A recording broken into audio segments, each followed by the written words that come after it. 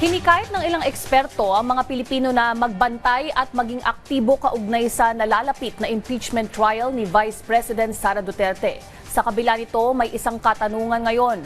Paano naman umano ang pagboto ng isang senador na hindi makaharap sa Senado? Yan ang ulat ni Elijah Canlas.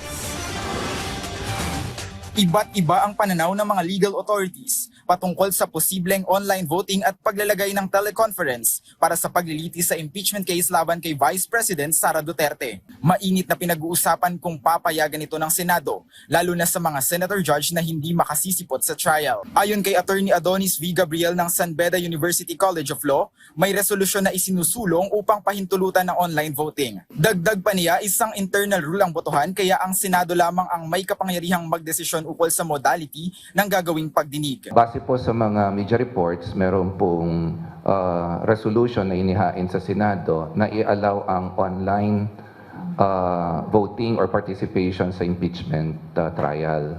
So, unang-una po, ito ay isang internal rule.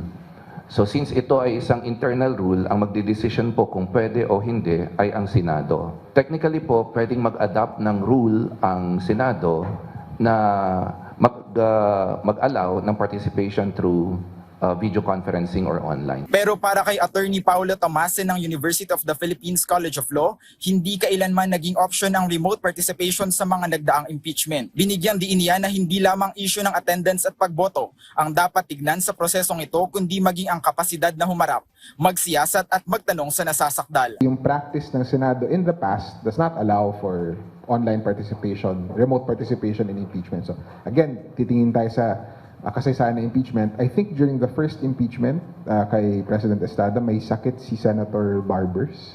So hindi siya nakaka-participate doon sa proceedings. Walang expectation na pwede siyang bumoto.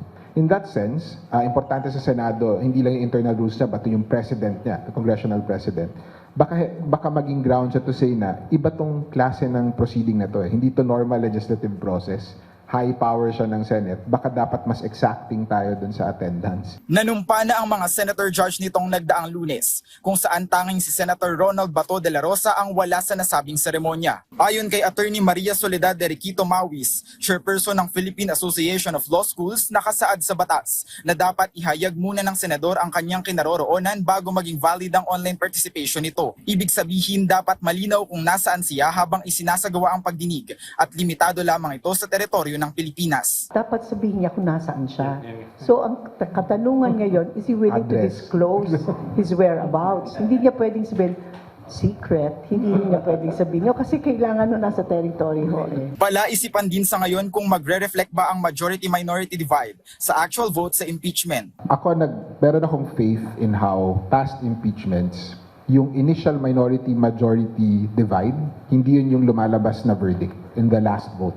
Even in the second envelope vote, hindi yun yung majority-minority nung nagsimula yung impeachment trial. Kasi once nandyan yung ebidensya, mahirap na hindian yung katotohanan. Hinimok din ni Attorney Mawis ang aktibong pakikilahok ng publiko bilang isang mahalagang bahagi ng pagdedesisyon ng mga uupong senator judge. Malaki rin aniya ang parte ng media sa paghubog ng isang lipunang may kritikal na pagtanaw sa usapin ng bansa.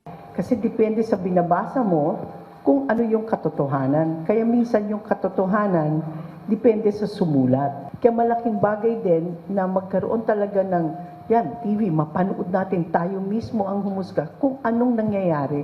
Hindi lang yung, sige, babasahin ko na lang. Kasi minsan nakakatakot magbasa dahil depende sa sumusulat kung anong gusto niyang ipalitaw.